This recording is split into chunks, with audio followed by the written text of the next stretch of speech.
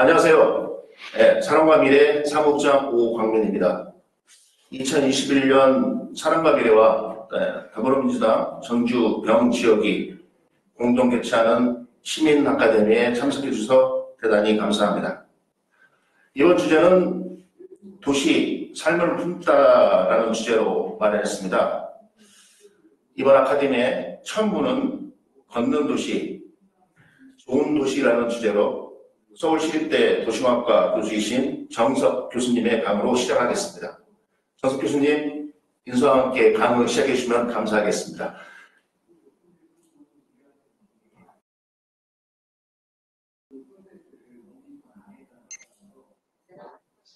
소리 잘 들리시죠? 예, 잘 들립니다. 예, 그러면 제가 자료 공유하고 바로 시작하도록 하겠습니다.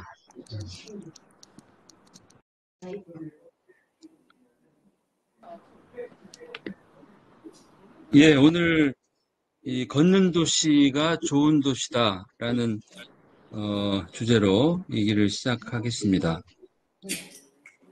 1시간 정도 제가 말씀드리고 그리고 또 질의응답 시간 갖도록 하겠습니다. 우리나라가 이 자동차 도시에서 걷는 도시로 이 변화해온 게 지난 한 25년 사반세기를 흘렀던 것 같습니다. 먼저 이 도로에 대해서부터 좀 생각을 해보죠. 이 도로, 이 두 종류의 길을 구분을 합니다. 서울대학교 그 환경대학원의 황기원 교수님은 이 면도날 같은 길이 있고 염주 같은 길이 있다 이렇게 표현을 합니다. 면도날 같은 길이 바로 로드죠. 우리말로는 통로라고도 하고, 그리고 자동차가 목적지까지 출발지에서 목적지까지 빨리 가는 게 중요한 길, 뭐 고속도로 같은 게 대표적인 예죠. 또 하나 염주 같은 길, 묵주 같은 길은 목거리 같은 길은 이 빨리 가는 게 중요한 게 아니라 그 과정이 의미 있는, 이거를 영어로는 이제 스트리트라고 하고 또 가로라고도 하고 또 거리라고도 하죠. 그래서 이렇게 길은 두 종류가 있다. 그리고 이 길의 쓰임새가 다양합니다. 보통 차도에 자동차가 다니기도 하고 또 찻길이지만 횡단보도는 또 사람이 걷는 길이고 또 우리는 도로에서 이렇게 휴식도 하고 또 때로는 도로에서 응원도 하죠. 그리고 이 좋은 도시일수록 이 도로 공간을 굉장히 다채롭게 씁니다. 이 거리에서 이렇게 연주도 하고 또 모금도 하고 또 거리에서 이렇게 재미있는 이벤트나 축제가 벌어지기도 하고 또 가난한 화가들은 거리에서 그림을 팔기도 하고 도서바자회도 하죠. 때로는 거리가 이렇게 갤러리로 그래서 전시 공간으로 바뀌기도 합니다. 이 자동차한테 내어줬던 이 거리를 가끔 우리 월드컵을 한다든지 또는 주말에 이렇게 차 없는 거리로 쓴다든지 그래서 길거리에 이렇게 그 전시 공간으로 쓰기도 하고 아주 다양하게들 우리가 쓸 수 있습니다. 때로는 거리에서 이렇게 차를 마시고 그러니까 그 유럽 여행 같은데 이렇게 해보면 건물 안의 자리보다도 건물 밖의 자리 이렇게 보도 위에 있는 이런 자리들을 더 선호하죠. 그리고 길에서 우리는 사람들을 만나기도 하고 또 사랑도 하고 그리고 이런 거리에서 벌어지는 이런 일들이 있기 때문에 도시의 삶이 또 이렇게 재미있고 흥미롭죠. 그래서 우리가 이 걷는 도시를 만들려면 이 도로 설계에 대한 또 도시 설계에 대한 생각을 좀 근본적으로 바꿀 필요가 있다. 도로 설계를 이 자동차의 소통을 위한 도로 설계, 로드 디자인 관점에서만 볼 게 아니라 사람들이 안전하고 또 편리하게 걷고 만나고 쾌적하게 쉬면서 또 다양한 활동을 할 수 있는 도시공간 설계의 관점으로 볼 필요가 있다 하는 거죠. 우리가 편리해서 우리가 필요해서 만들었던 자동차인데 이 세계 나라 대부분 도시들이 사람을 위해 만든 자동차에 오히려 사람이 노예가 되어서 살아가는 시대를 다 같이 겪었습니다.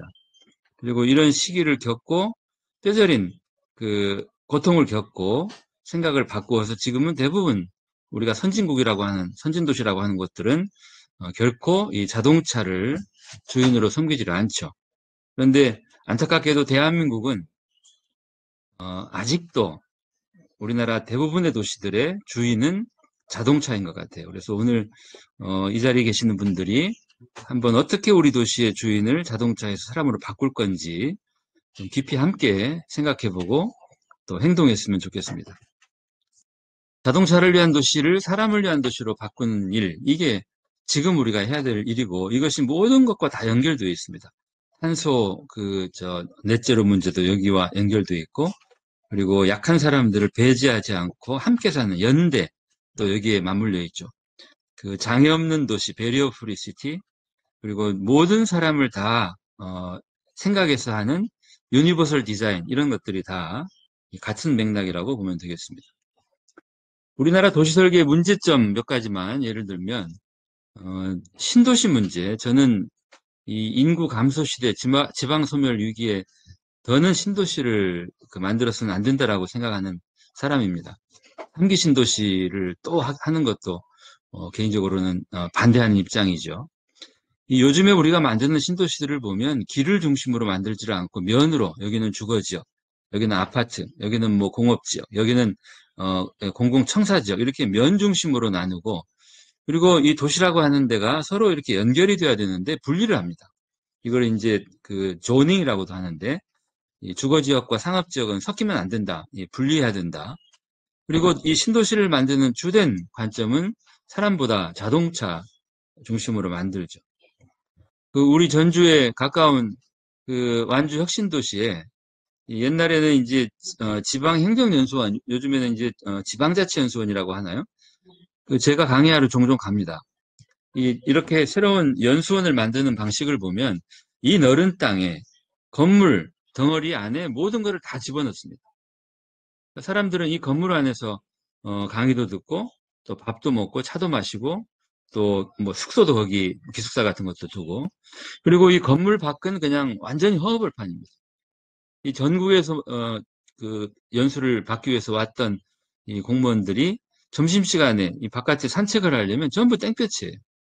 옛날에 우리 도시는 이러지가 않았죠. 그러니까 건물 안에다 모든 걸 집어넣고 건물 밖은 완전히 비우는 방식이 아니라 거리를 따라서 건물이 늘어서 있고 그 거리에서 다양한 활동들이 벌어지는 도시인데 이런 식으로 만드는 거죠. 그리고 이런 식으로 이 도시를 과거와 달리 만들었던 게 바로 모더니즘 근대식입니다.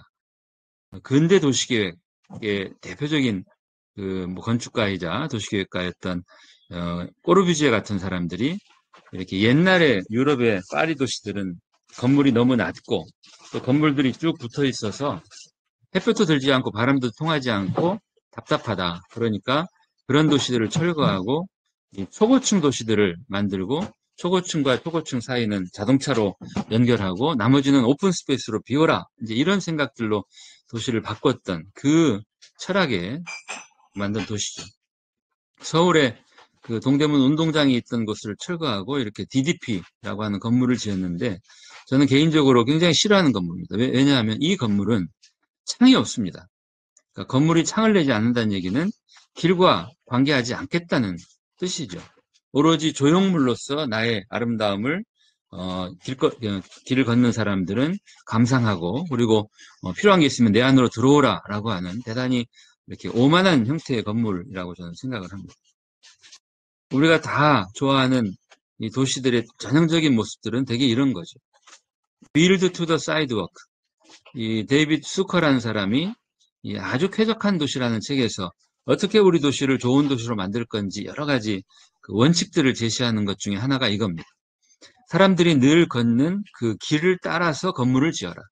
그리고 사람들의 눈높이에 해당하는 1층 건물들은 용도를 흥미로운 용도들로 채워라. 그래야 이 길과 건물이 하나가 되고 도시가 좋을 수 있다. 우리나라 도시들도 이런 모습의 도시들이 없지는 않죠. 서울의 구반포 아파트를 보면 이 아파트 단지의 상가를 2층, 3층 나지막한 건물로 이 길을 따라서 쭉 노선 상가 형태로 만들었죠. 그러니까 이 상가는 이 아파트 주민들만을 위한 상가가 아니라 이 길을 걷는 사람들에게도 친근한 그래서 1층은 다채로운 그 소매 업종들이 들어와 있고, 뭐 2층에는 병원이라든지, 뭐 학원이라든지, 이렇게 해서 도시를 이 길 중심으로 만들 거냐, 건물의 초고층 건물과 이렇게 비운 오픈 스페이스 방식으로 할 거냐, 이거 굉장히 우리가 고민해보고 선택할 문제인 것 같습니다. 이 대한민국 도시뿐만이 아니라 세계 대부분의 도시들이 도시의 모습이 급격하게 바뀐 계기는 자동차 대중화 시대입니다. 이 자동차가 등장하고 한동안은 이 자동차를 모두가 타질 않았어요. 극히 일부만 탔기 때문에 자동차가 그렇게 대수롭지 않았는데, 이 누구나, 국민 누구나 자동차를 보유하고 또 타고 다니는 시대, 이거를 이제 모토라이제이션, 자동차 대중화 시대라고 합니다. 우리나라 같으면 아마 1990년대 초인 것 같아요. 이렇게 자동차 대중화 시대를 맞으면서 국가나 지방자치단체가 펼쳤던 정책은 공급 정책입니다. 차가 늘어나니까 차가 다닐 수 있는 차도를 넓혀줍니다. 서울의 테헤란로 같은 경우가 옛날에는 한가운데 녹지대가 있었고, 또 보도와 차도 사이에도 녹지대가 있었는데 90년대에 다 이런 녹지대들을 철거해버리고 다 차도로 이 차도를 확장해줬죠. 그리고 자동차가 늘어나니까 또 주차장을 또 계속해서 확대 공급합니다. 옛날에는 이 지하 주차라는 게 없었죠. 그런데 지금은 지하 뭐 6층, 7층 이런 이 주차장들을 만드는, 이렇게 자동차를 위한 도로와 주차장을 공급하는 정책을 한동안 폈지만 결국은 이게 밑빠진 독에 물 붓기라는 것을 깨닫습니다. 그리고는 이 정책을 대개는 바꾸죠. 그런데 계속해서 공급 정책을 펼치면 어떤 결과가 올 건가, 이런 겁니다. 1990년대 우리나라 대부분의 도시들의 풍경이죠. 학교 앞에 아이들이 학교에 늘 걸어가야 되는데 학교 주변에 이 길거리는 전부 주차한 차들, 그리고 아이들이 걷는 그 사이를 비집고 다니는 자동차들 때문에 교통사고가 늘 나고 안전하지 않고, 특히 이제 지방의 이 국도나 지방도의 경우는 아예 보도를 만들지 않는 경우가 많죠. 결국은 도로를 만들 때 차도만 생각하고 사람이 걷는 길은 아예 만들지 않는 이런 국도나 지방도에서 우리 어르신들이 위험천만한 보행을 하고 있죠. 이 서울의 예전에는 신천역이었습니다. 지금은 세내역으로 이름이 바뀌었는데, 여기에 이제 90년대 제가 바로 여기 잠실 2단지에 살 때 제가 찍었던 사진입니다. 교차로를 잘 보세요. 넓은 길이 지나가고 그다음에 좁은 길이 지나가는데 넓은 길을 건너는 횡단보도는 없습니다. 좁은 길을 건너는 횡단보도는 있지만 왜 이런 일이 벌어졌냐면, 원래는 횡단보도가 있었는데 여기에 서울의 2호선, 지하철 2호선 신천역이 개통이 되면서 횡단보도를 지워버립니다. 왜 지웠을까?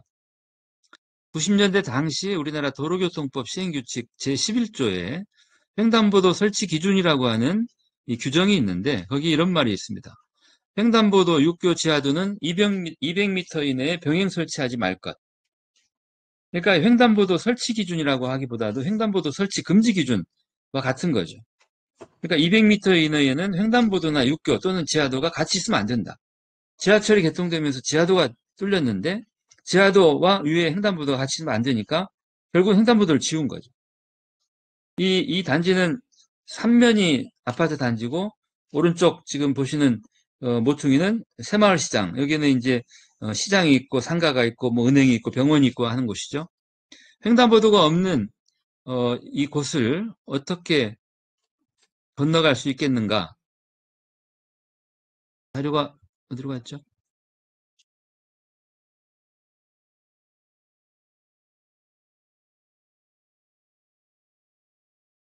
발표 자료가 지금 보입니까?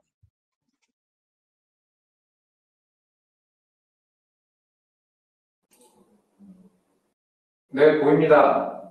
아, 보이나요? 예. 그러면은, 세내역 보입니다. 그래요. 저는 지금 화면에 어느 한 분 얼굴만 크게 보여서 제가 뭘 잘못했나? 잠깐만요.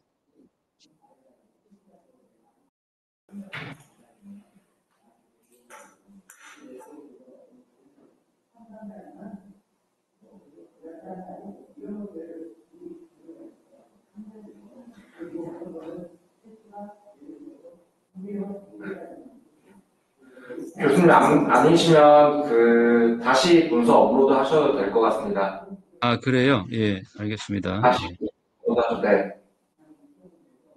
네. 이게 아마 화면 어느 한 분을 제가 이렇게 잘못 지정을 한 것 같은데, 그러면은 문서 공유를 다시 하도록 하겠습니다.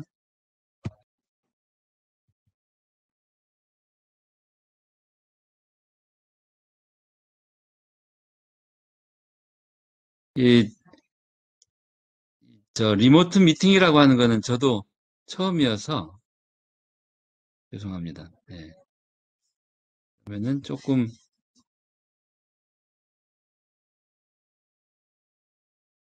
화면으로 옮겨서 다시 시작하겠습니다.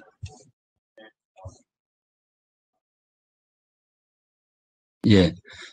이 횡단보도가 없는 교차로를 이제 어떻게 건너가는지 보겠습니다.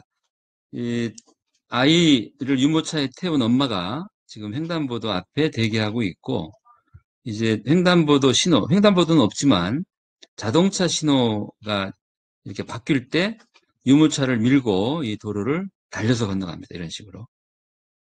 왜냐하면 이렇게 하지 않을 경우에는 유모차를 접고 이 아이를 안고 계단을 오르내려야 되니까 너무나 불편하니까 이랬던 시기죠. 그러니까 자동차를 우선시하면서 사람들이 굉장한 그 불편을 겪는 그 조금 옆에 있는 횡단보도입니다.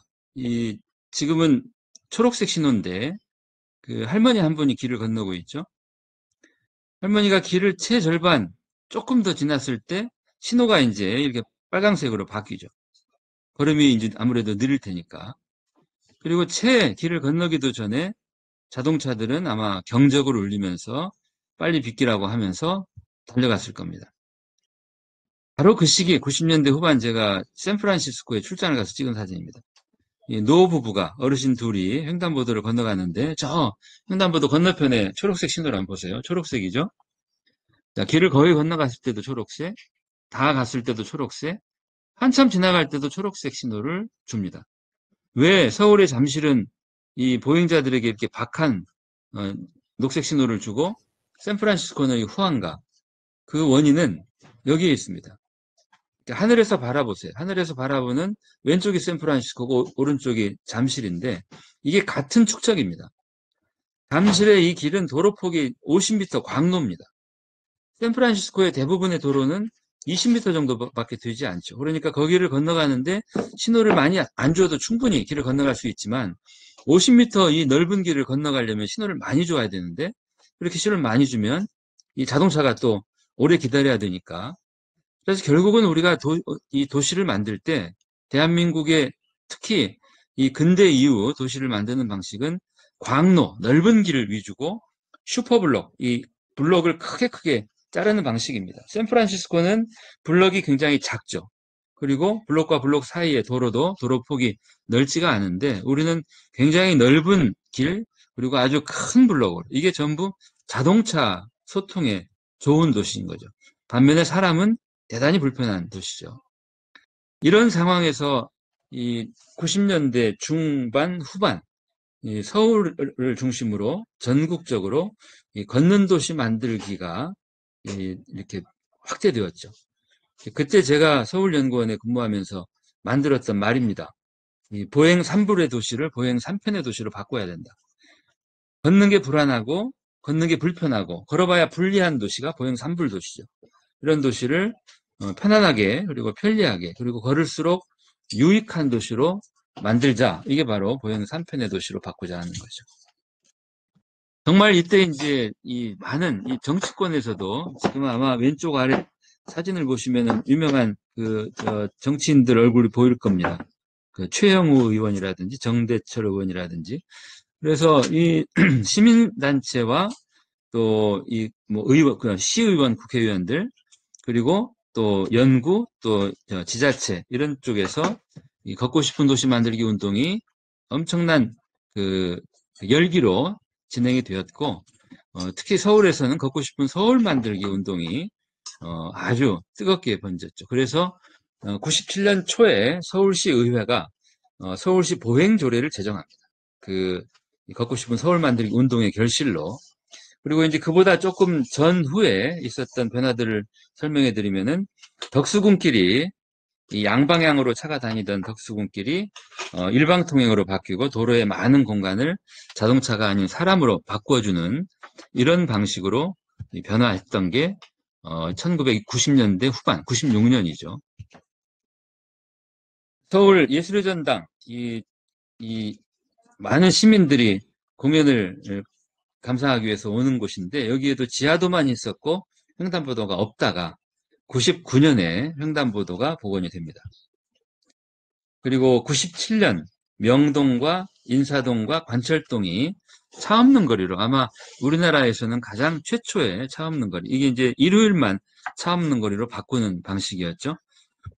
네, 차 없는 거리가 등장하고, 그리고 서울시청 앞 광장이 그 과거에는 왼쪽 위의 모습처럼 이 고속도로 인터체인지와 같았습니다. 자동차는 모든 방향으로 회전할 수 있는데 사람은 길을 건너서 갈 수 없는, 횡단보도가 전혀 없는, 지하도밖에 없는 이런 서울 광장을 서울시청 앞 공간을 이렇게 오른쪽 광장으로 만들고, 그리고 횡단보도를 설치했죠.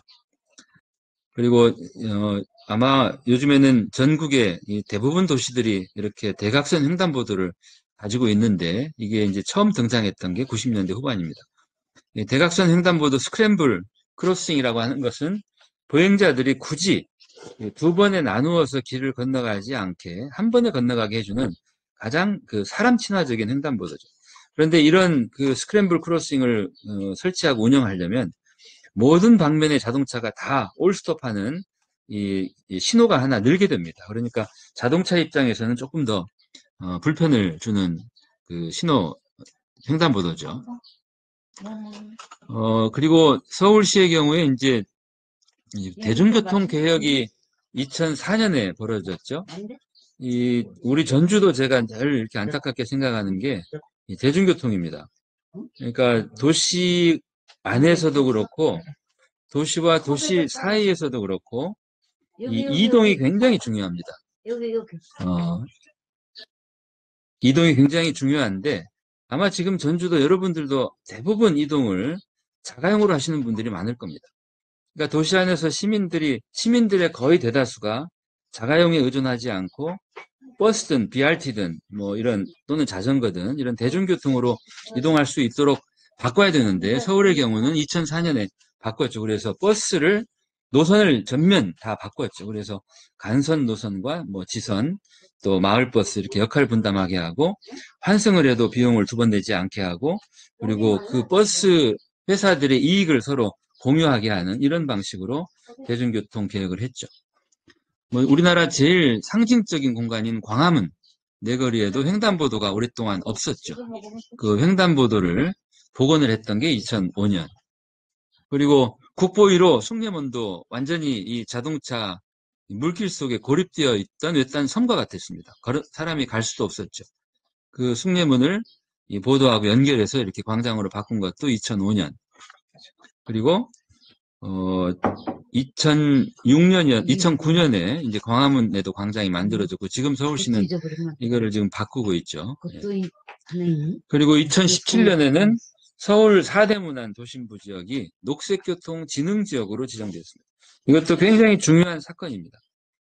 그러니까 4대 문안 지역은 적색교통, 그러니까 자동차라든지 또는 탄소 배출하는 교통수단이 아닌 녹색교통. 녹색교통은 말 그대로 탄소 배출하지 않는 교통수단이죠. 그러니까 뭐 전기라든지 이런 버스, 그리고 그다음에 자전거, 그리고 보행 이런 것들을 우선시하는 곳으로 바꾸겠다. 이렇게 2017년에 지정을 했죠. 그러면 지금부터는 우리나라 말고 다른 세계 도시들은 어떻게 자동차 도시를 사람의 도시로 또 적색교통에서 녹색교통으로 또 이 자동차 중심의 달리는 도시에서 걷는 도시로 바꾸었는지를 좀 소개해 드리겠습니다. 이 덴마크의 수도 코펜하겐 이야기인데요. 이 코펜하겐은 62년부터 96년까지 한 30년 동안에 정말 야금야금 이 도심부의 길을 하나씩 자동차 통행을 막고 사람 공간으로 바꿨습니다. 그래서 한 30년 동안에 이거를 계속하면서 도심부 전체 면적 가운데 약 10% 정도를 이제는 차가 없는 구역으로 바꾼 거죠. 그리고 대부분의 유럽 도시들에 가보면 이런 그 표지판을 볼 겁니다. 사람이 있고 또 자동차가 있고 집 모양이 있고 또 어린이는 공놀이를 하는 이게 이제 바로 보차 공전도로 표지판입니다. 보차 공전도로의 가장 원조가 네덜란드의 본넬프죠. 1970년대에 처음 등장하죠. 이거는 이 표지판이 보여주는 의미 그대로입니다. 이 도로는 사람과 차가 함께 쓰는데 이 도로의 주인은 사람이다. 자동차는 사람의 보행 속도 이상으로 빨리 다닐 수 없다. 이 도로에서 사람은 아이들이 공놀이도 할 수 있다. 여기에서 교통사고가 나면은 100% 운전자 과실이다. 이제 이런 식의 이 새로운 도로 개념이 70년대 유럽에서 시작됩니다. 그리고 독일의 템포 30존, 요거는 이제 자동차 주행 속도를 30km로 제한하는 구역이죠. 우리 스쿨존 같은데. 영국은 이제 20마일 존, 조금 다르죠. 그리고 일본의 경우도 이제 90년대 후반에 커뮤니티 존. 그래서 일본에 이렇게 가보시면 이 주택가에 굉장히 이렇게 유심히 보시면 예를 들면 지금 그 사진 그 아래쪽 가운데 사진을 한번 보십시오. 원래 같으면 이런 그 커다란 기둥이 없었으면 이곳에 자동차가 쌩 달렸을 텐데 이렇게 이 차도폭을 좁히고 기둥을 이렇게 세워두면 여기에서 자동차가 속도를 줄이게 됩니다. 뭐 과속방지턱도 마찬가지고 대신에 사람들은 여기에 길을 건너기가 훨씬 수월하게 되겠죠. 이런 식의 장치를 해놓은 곳을 커뮤니티 존이라고 하고 영국에서는 또 이제 홈 존이라고도 표현을 합니다. 왜 이렇게 속도 규제가 중요한가? 이 오른쪽 그래프를 보십시오. 우리가 이제 자동차를 운전을 할 때 시속 30km로 운전을 하다가 저 앞에 아이가 갑자기 튀어나온 걸 보고 브레이크를 밟습니다. 그러면 눈으로 내가 아이를 본 다음에 브레이크를 밟을 때까지 또 시간이 지나가고 내가 브레이크를 발로 밟은 때부터 차가 이 제동을 받아가지고 멈출 때까지 이건 이제 공주거리라고 하죠. 이때까지 시간이 흐르고 그 시간만큼 차는 달려간다는 뜻이에요. 그런데 만약에 시속 30km로 운전을 한다면은 이 저쪽 그 15m 그러니까 약 16m 정도의 전방의 아이는 살아납니다. 살릴 수 있죠. 그런데 시속 50km로 내가 주행을 했다면은 어렵다는 거죠. 그래서 아이들 또는 어르신들을 보호하는 지역에서는 이렇게 30km 속도 제한을 하는 거죠. 그리고 운전자들의 양식에만 맡길 일이 아니다. 운전자들이 물리적으로 과속을 할 수 없도록 도로 구조를 바꿔야 된다. 이게 바로 트래픽 카밍이라는 겁니다. 이거를 이제 교통 진정 시설이라고도 하고 저는 자동차 길들이라고 이렇게 번역을 하는데 차도폭을 꺾고 차도를 줄이고 또 기둥을 세우고 뭐 이런 여러 가지 방식들이 있습니다. 99년에 그 뉴욕에 출장을 가서 찍은 사진이에요. 그 당시에 그 루돌프 줄리아니 뉴욕 시장 굉장히 그 인기가 많았던 이 범죄를 완전히 줄이고 그리고 기울어졌던 이 뉴욕의 경제를 살린 시장이었는데 이 줄리아니 시장이 조금 오버했던 것 같아요. 뭐냐면 맨하탄의 교차로에 이렇게 횡단보도가 4개씩 있는데 그 중에 하나씩을 지웠습니다.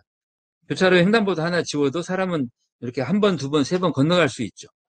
그리고 이런 조치를 한 이유는 이 자동차가 조금 더 덜 막히고 조금이라도 빨리 가게 하겠다.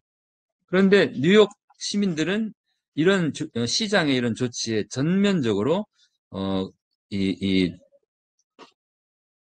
거부를 합니다. 그래서 사진에서 보시는 것처럼 이렇게 그 펜스로 막아놓은 횡단보도를 버젓이 건너가고 그리고 아주 팽팽한 그 싸움이 벌어졌어요. 시장과 이 뚜벅이 뉴욕카들 사이에. 또 줄리아니 시장이 또 하나 했던 게 뭐냐면은 뉴욕 시민들은 이 횡단보도 아닌데도 막 건너갑니다. 이 제이워킹이라고 하는데. 왜냐하면 사람이 더 중요하니까 내가 아무 데서나 길을 건너갈 수 있다. 이렇게 생각을 하고 건너가니까. 그러니까 이제 차가 자꾸 막히니까 횡단보도 아닌 곳에는 전부 이 보도 차도 사이에 가드 펜스를 설치를 했습니다. 그러자 이제 뉴욕 시민들이 엄청나게 이제 반대를 하고 데모를 했죠. 그 현수막에 뭐라고 썼냐면 보행자가 솥대냐, 이 사람이 솥대냐, 왜 우리를 울타리를 쳐서 몰고 가려고 하느냐, 아무데나 건너가게 하라. 이런 식으로 이제 팽팽한 이 갈등이 벌어졌는데 이 갈등을 명쾌하게 정리한 사람이 바로 오른쪽에 보시면은 찰스 코마노프라는 사람이 논문을 씁니다. 이 줄리아니 시장이 이렇게 횡단보도를 하나씩 없앤 이런 조치로 운전자들이 시간 이익이 얼마나 되는지 하고, 그렇게 횡단보도를 하나 없앤 뒤에 보행자들이 우회함으로 인해서 이렇게 되는 시간 손실을 계산해 보니까 이거는 손실이 엄청나게 많다. 이건 잘못된 조치다라는 논문을 발표해서 결국 루돌프 줄리아니 시장이 이 조치를 포기합니다. 같은 무렵 파리에 출장을 가서 찍은 사진인데, 일요일 날 차를 타고 이렇게 파리 시내를 가는데 갑자기 차를 막습니다. 그리고는 거의 10,000명 가까운 이 인라인 스케이터들이 이 자동차 도로를 질주하는 것을 볼 수 있었죠. 이렇게 90년대 후반에 세계 도시들은 일부러 이 도로를, 자동차에게 뺏긴 도로를 사람이 찾아야 된다라고 하는 이런 것들을 이렇게 아주 강렬한 이런 의지로 표출들을 하면서 도시를 바꿨죠.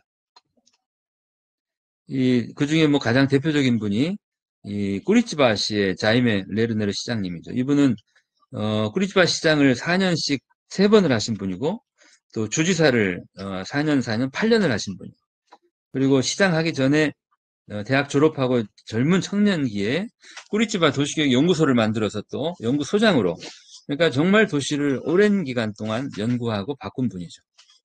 이 꾸리츠바 시장이 처음 자이메 시장이 꾸리츠바 시장에 처음 취임했을 때가 71년부터 75년인데, 이때도 딱 이 꾸리츠바시가 자동차 대중화 시대를 맞을 때입니다. 도시에서 정말 이 자동차, 이 애물단지, 그리고 대단히 이기적인 존재, 사람은 한두 명밖에 안 태우면서 뭐 이제 그렇게 비유를 하죠. 술을 마시고 재채기를 하고, 그리고 요구를 많이 합니다. 고가도로를 만들어 달라, 주차장을 만들어 달라.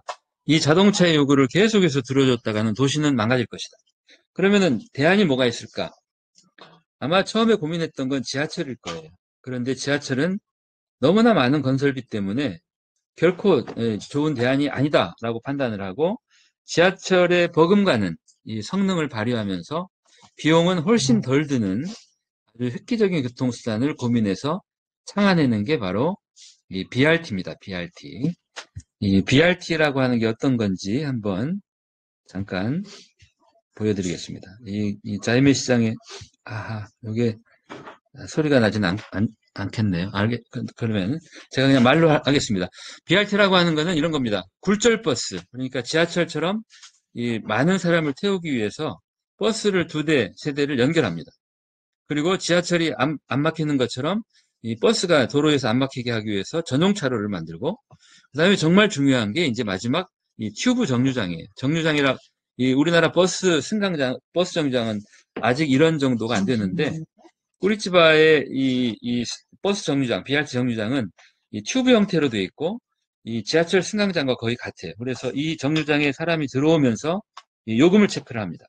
그리고 튜브 형태이기 때문에 비가 오나 눈이 오나 또 한여름 땡볕으로부터 쾌적하게 대기하고 있다가 버스가 도착하면 이 3개 정도 연결한 버스에 문이 한 5개 정도 됩니다. 이미 요금 체크를 다 했기 때문에 사람들이 내리면 바로 신속하게 타죠. 그리고 버스는 바로 갑니다. 그러니까 이 꾸리츠바의 BRT, 70년대에 처음 개발한 BRT는 굉장히 효율적인 거예요. 그러니까 공회전 시간도 줄이고 비용도 엄청 줄이고, 이거를 처음 시작해서 지금 전 세계가 아주 가장 대표적인 교통수단, 대중교통수단으로 쓰고 있는 게 BRT죠. BRT는 건설비가 지하철의 20분의 1 또는 50분의 1, 또 많이 줄이면 100분의 1까지 밖에 안 들죠. 우리나라 이 지방도시들, 특히 뭐 광주라든지 대구, 대전, 부산, 계속해서 이 지하철을 하려고 하는데, 저는 굉장히 그거는 좋은 생각이 아니라고 생각합니다. 또 한 분, 이 도시를 아주 혁신적으로 바꾼 분이 보고타의 엔리케 페나로사 시장인데, 이분은 90년대 후반에 보고타 시장을 하면서 크게 바꿨고 2016년부터 19년까지 2번째 시장을 했던 분인데, 이분도 이 보고타시가 완전 자동차 도시였던 거를 바꾸기 위해서 보고타만의 연 1회 차 없는 날 시행을 하고, 그리고 보고타만의 이 BRT 트랜스 밀레니오라고 하는 거를 도입을 하고, 그리고 뭐 시클로비아라고 해서 주말마다 이 넓은 차도를 차량을 막고 사람에게 주는 이런 것들을 해서 보고타시가 이제는 사람의 도시로 이렇게 바꾼 분이죠. 뉴욕에서도 이 도시를 아주 근본적으로 바꾼 분이 바로 마이클 블룸버그 전 뉴욕시장, 그리고 이 블룸버그 시장과 함께 일을 했던 자넷 사디 칸이라고 하는 교통국장. 이 사람들이 했던 가장 놀라운 일 중에 하나가 맨하탄의 브로드웨이 차도를 막아버린 겁니다. 이 브로드웨이의 이 타임 광장이라고 하는 곳에 원래는 비스듬한 이 도로에도 자동차가 다녔죠. 그런데 그 자동차 도로를 막아버립니다. 이런 식으로. 그러니까 원래는 이렇게 차가 다니던 길을 자동차를 막고 완전히 사람들에게 이제 돌려준 거죠. 이렇게 돌려줌으로 인해서 아주 놀라운 변화가 생깁니다. 이게 이제 영상이 리모트 미팅에서는 작동이 안 되는 것 같은데, 어느 날 이 공간에 이렇게 모여있던 사람들이 밤에 한방눈이 내려서 금방 이 바닥에 눈이 쌓이니까 누가 시키지도 않았는데 두 표로 나누어서 눈싸움을 합니다. 그러니까 도시 공간을 바꾸면 그 공간을 이용하는 사람들의 마음이 변한다는 것을 보여주는 좋은 상징적인 예죠. 그리고 이 블룸버그 시장 임기 때 서머 스트리트라는 걸 합니다. 그러니까 뉴욕의 굉장히 큰, 그리고 그 맨하탄을 가로지르는 아주 대표적인 도로를 주말에 막아버리는 겁니다. 또 휴가철에. 그리고 이 차가 다니지 않는 이 도로를 완전히 사람들에게 내어줘서 사람들이 마음껏 쓸 수 있도록 하는 이런 그 행사들, 그러니까 차 없는 거리, 뭐 시클로비아, 또 이런 썸머 스트리트, 요즘에는 이제 오픈 스트리트라고도 합니다. 이런 것들이 이 도시를 바꾼 아주 대표적인 예죠. 이 파리 시장을 2001년부터 14년까지 무려 14년을 했던 베르트랑 들라누의 그 전 시장도 이분의 공약은 자동차 도시를 사람의 도시로 바꾸겠다 했어요. 그리고 이 공약대로 정말 아주 화끈한 이 조치를 하죠. 우리나라에서 월드컵이 벌어졌던 2002년 여름 한 달 동안 파리 센 강변에 이 조르주 뽕피드 고속도로, 그러니까 뭐 서울로 표현하면은 뭐 올림픽대로나 강북 강변도로겠죠. 여기를 한 달 동안 막아버립니다. 그리고 이 자동차가 다니던 고속도로를 완전히 이런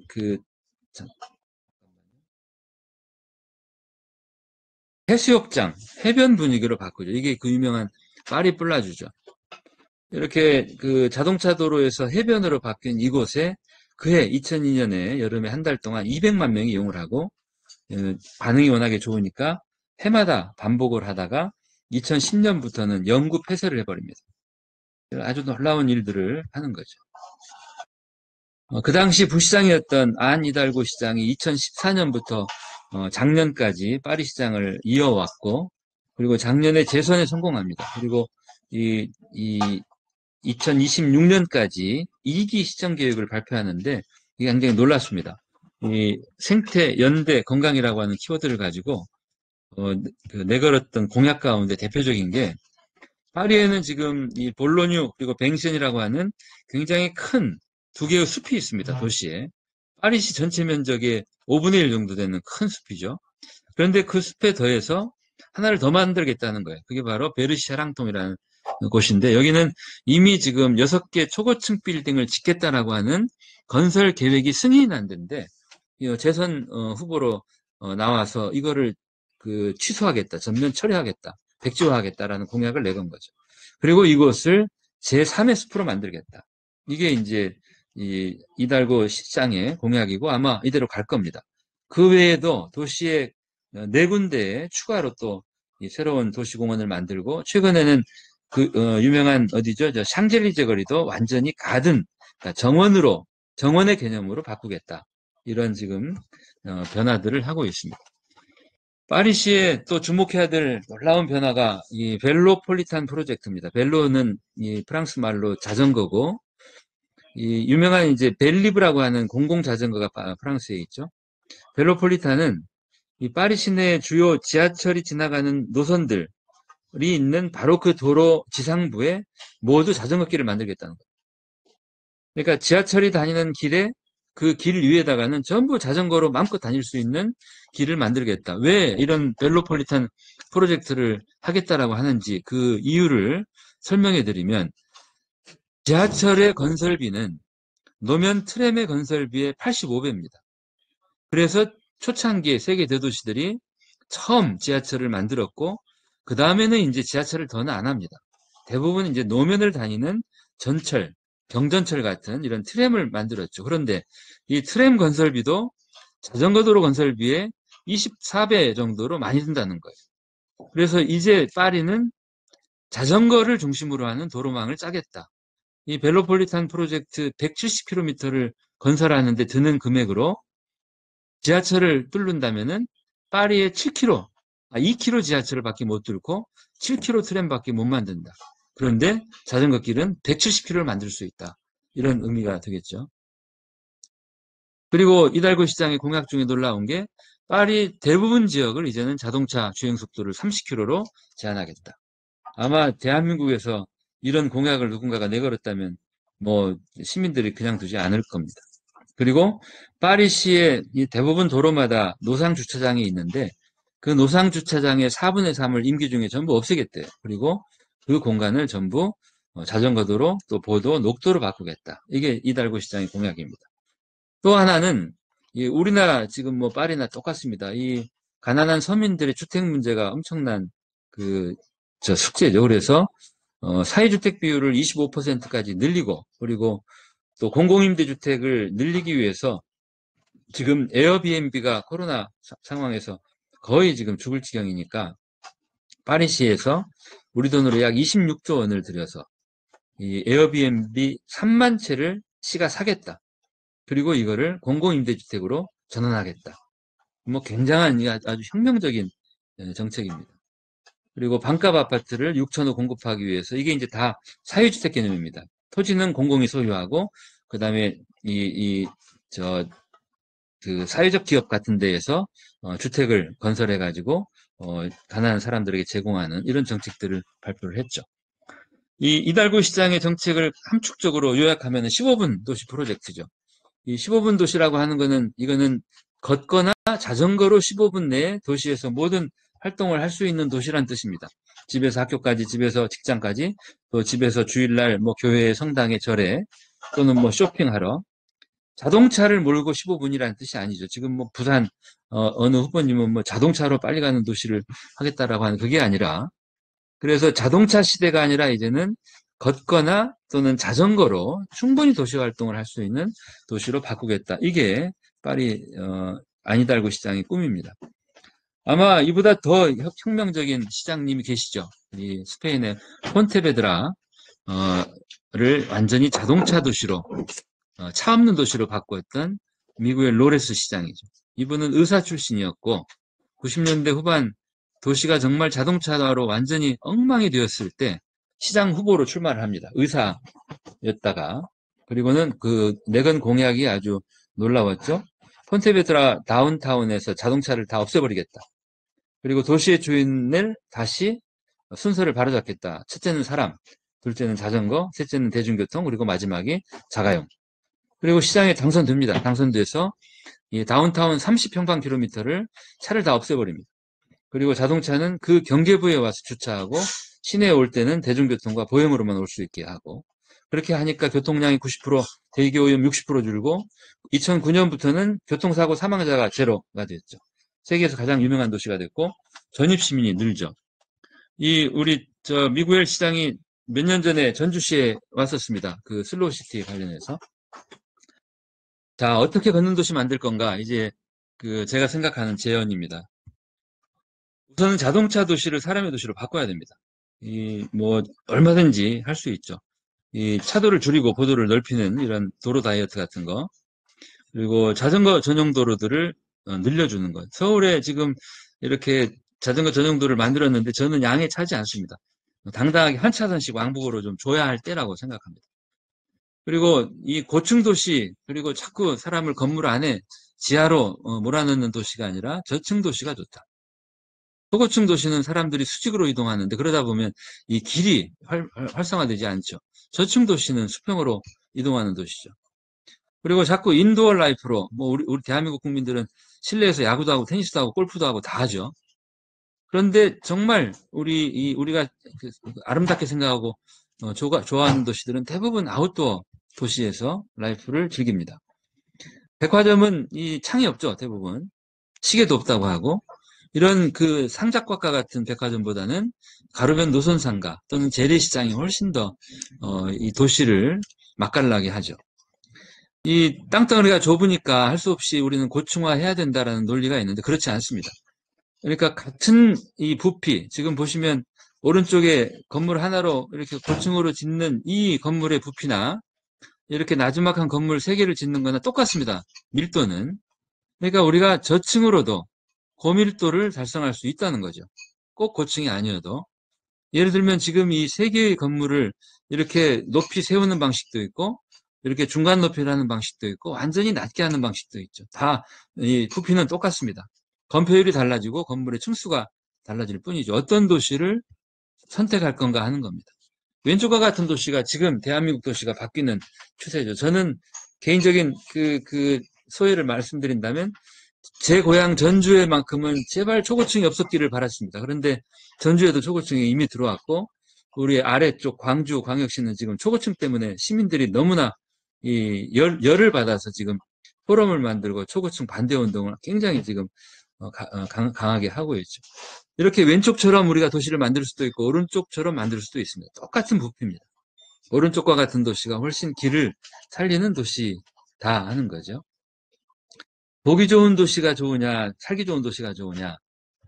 대한민국 도시들은 정말 이 지형 자체가 아름답습니다. 전주도 그렇고 서울도 그렇고. 산과 언덕과 강이.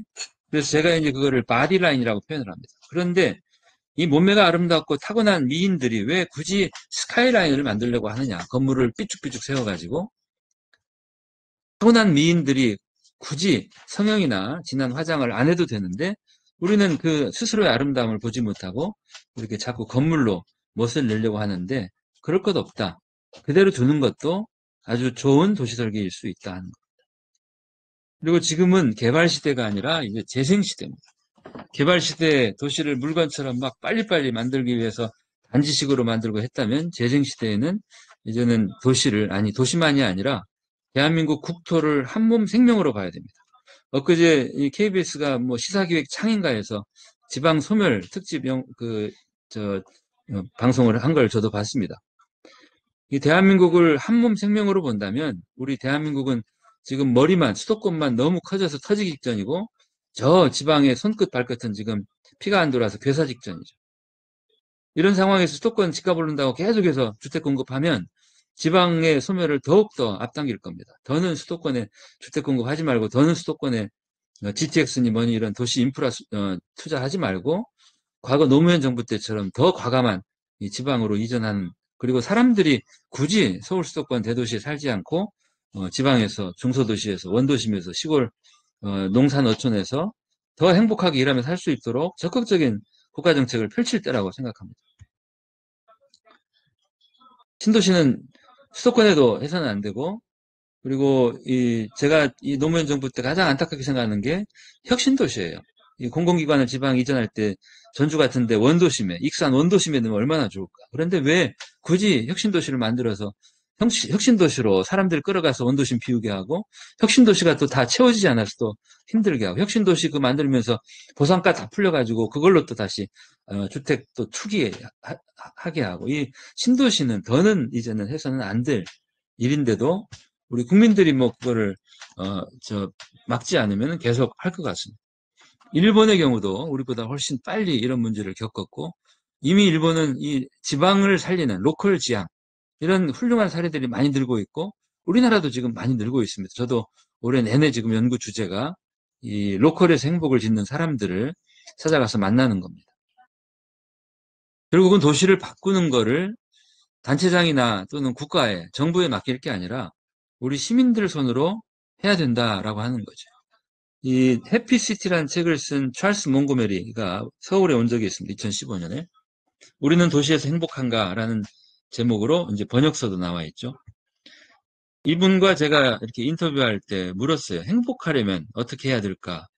아주 간단 명료한 답입니다. 도시에서 겪는 문제를 감내하지 말고 풀어라. 시민들이 풀어야 된다. 이런 얘기죠. 이 데이비드 하비는 반란의 도시라는 책에서 이 도시권 얘기를 합니다. 그러니까 도시에 대한 시민의 권리. 도시의 주인이 시민이다. 시민은 도시를 바라는 도시를 꿈꿀 권리가 있고 문제가 있는 도시를 바꿀 권리가 있다. 그런데 이런 도시권, 시민들이 도시의 주인이고 도시에 대한 권리를 가졌다라고 하는 이 생각은 인류 역사상 아주 최근의 일이다. 아마 시민혁명 이후에나 가능한 일이었겠죠. 그런데 과연 시민들이 내가 도시의 주인이라는 생각을 얼마나 하고 있고 또 주인답게 행동하고 있을까?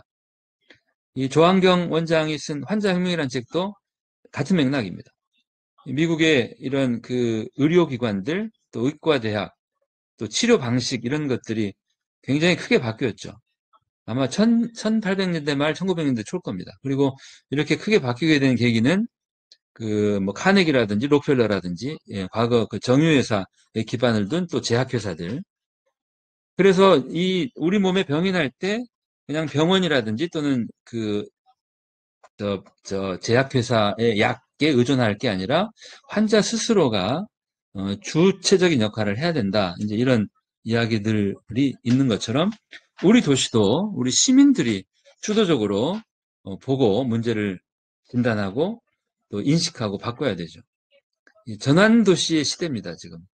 그러니까 자꾸 이 에너지 문제도 자립을 해야 되고 또 생태적인 삶을 살아야 되고 또 소비자로서만 살 게 아니라 우리가 마을의 주인으로서 마을에서 우리가 문화예술의 생산자가 될 수도 있겠고 서울은 이런 업사이클링 플라자를 만들어서 시민들에게 자꾸 이런 것들을 교육도 해드리고 또 이런 것들을 가지고 창업도 할 수 있도록 도와드리고 있죠.